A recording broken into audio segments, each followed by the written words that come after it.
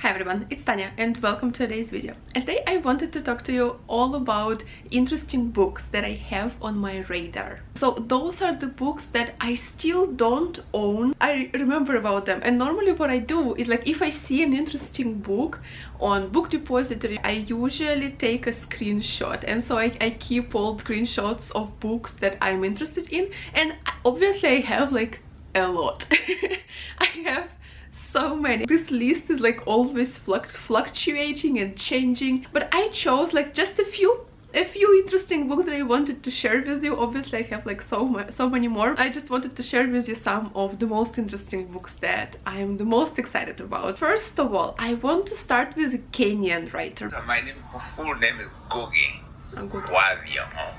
It simply means Gogi, son of Thiong'o. So Gogi wa Thiong'o. I cannot repeat his exact pronunciation, but it's this author. He has a lot of books. I actually already ordered some of them. I ordered A Grain of Wheat by this author, and there are so many other books by him that I'm also interested in. One of them is The River Between, which deals with the same topic as Things Fall Apart, but this book is about Kenya, times of early white settlements in Africa, and it's about the life of indigenous people in mountains of Kenya. And again, those people are also placed in front of the choice for like this new alluring religion or their own traditions and their own culture.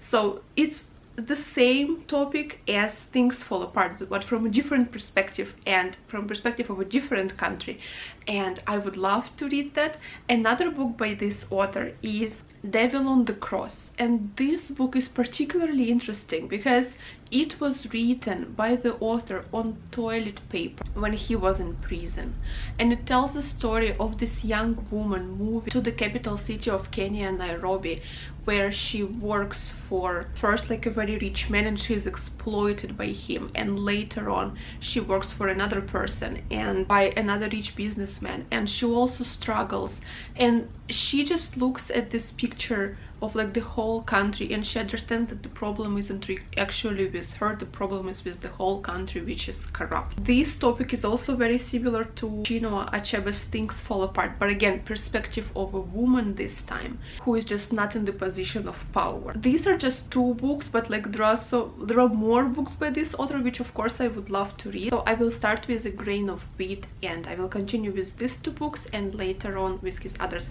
But I'm excited to explore his literature, and he is a very famous big author from Kenya and important author, so I'm excited. So next book is actually by an Indian author, and I'm still yet to discover Indian literature for myself because I haven't read books by Indian authors yet. And so one of the books that I want to start with is The Calcula Chromosome by Amitav Ghosh. And this book is difficult to describe in one genre because it's kind of sci-fi, but it's not set in the future. The novel is actually set in like a variety of different time periods. It's part of it set in past, part of it set somewhere in an undefined future, and we follow this scientist in search of this elusive Calcula chromosome. It obviously also has a lot of things to do with science and even with coding and programming, so that's also exciting, so I want to give it a try. Next book is a famous book, I think. It was written in 1990s, so it's quite old, but it won Booker Prize, and it's The God of Small Things by Arundhati Roy. It has been popping up in my suggestions for so long. I don't know, I just keep looking at it and I'm just like, I guess I just need to read it because I constantly see it. It's constantly being suggested to me. From what I gather from the synopsis, it's a book about two young sisters, and apparently there are some problems in their family as well, and it's just a book about growing up in a difficult political and difficult family situation. If you read this book, please let me know if you liked it, because it looks like it's quite a famous book. Probably some of you have already read it, so let me know what you thought of it. Next book is actually also very interesting, and this book is by a Moroccan writer. So again, haven't read anything by Moroccan writers before. It's going to be my first one and I'm very excited about it. Dreams of Trespass. I have notes here. So Dreams of Trespass, tales of a harem Harem. Harem. Harem. Tales of harem childhood. It's about growing up in this place. And it would be so interesting to read. Like when the first time I saw this book, I thought like, this would be so interesting. Like obviously you see a lot of movies about this Eastern cultures and their harems, relationship between women and their husband, and like it's all from perspective of adults. And this book is written from perspective of a child, and the writer Fatima Mernissi, she grew up in those conditions. She's basically writing an account of her own experiences. That is really fascinating to me, and I would love to read a book about it. Next few books are Chinese classics. I haven't read Chinese classics before. All of these books are so huge. Like all of them. So I still haven't plucked all my courage to like buy them and just read them, but they are on my radar, and as soon as I feel that I am ready, I will get at least like one of them and I will start reading, but they're just really huge. So Chinese classics, one of them is Water Margin, and this is something like kind of Chinese Robin Hood. Next book is Three Kingdoms, or another name is Romance of Three Kingdoms. So there are a lot of different translations. So Three Kingdoms tells the story of the fateful last reign of the Han Dynasty, when the Chinese Empire was divided into three warring kingdoms. And this decisive period in Chinese history became a subject of intense and continuing interest to historians, poets, and dramatists. And so 1,200 years later, this author drew on this rich literary heritage to fashion a sophisticated, compelling narrative that has become the Chinese national epic. And also I will be able to learn something about Chinese history, which is good. Education is always good. Next author, and just author because he has a lot of books and he's like a very big Egyptian author, Al-Aswari.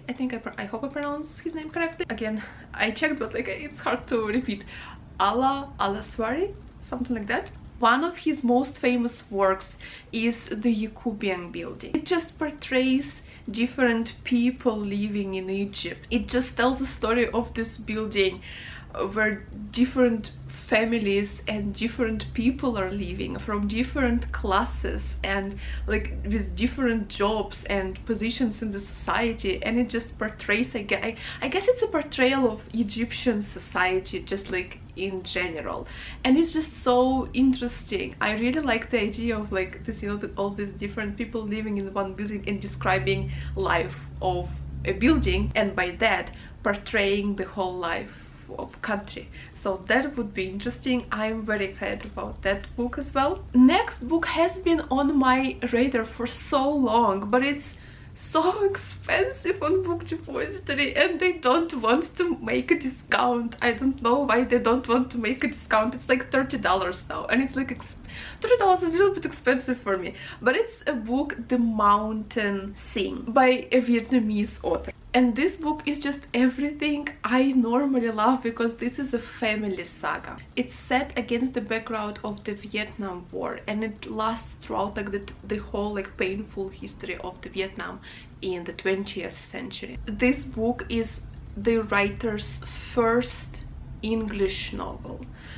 She is initially like a poet, like a Vietnamese poet, but this is her first novel. The way Blurb puts it, vivid, gripping, and steeped in the language and traditions of Vietnam, richly lyrical debut.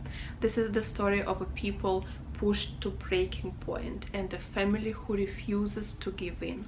This is like everything I love.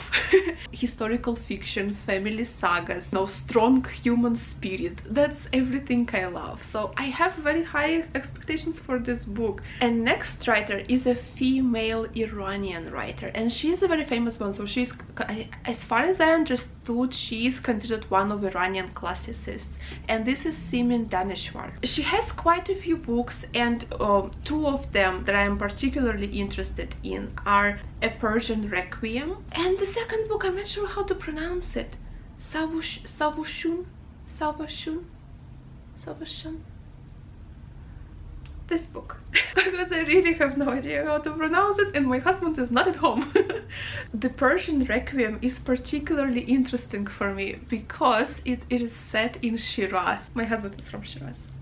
I've been to Shiraz 2 times and I love that city, so I'm particularly interested about this novel. Again, it's supposed to be like something very like heavy and emotional, I guess, as well, because it is set in the last year of the Second World War and Iran is occupied by British Empire and there is this rebellion against British forces, and we follow a story of this woman Zari who is trying to keep her family, her children, protected from all the disturbances on the outer world, and she's trying to keep her home this like cozy and safe place. The blurb describes it as an immensely moving story. The novel is a powerful indictment of colonization. So I'm so excited about this book. I really want to get to it, but again, it's expensive and I'm waiting for a discount. It is supposed to have this political intrigues and history lessons. Obviously, I don't know much about history of Iran, so I would love to learn. Another book also by an Iranian author, but this book is new. I think it was published last year,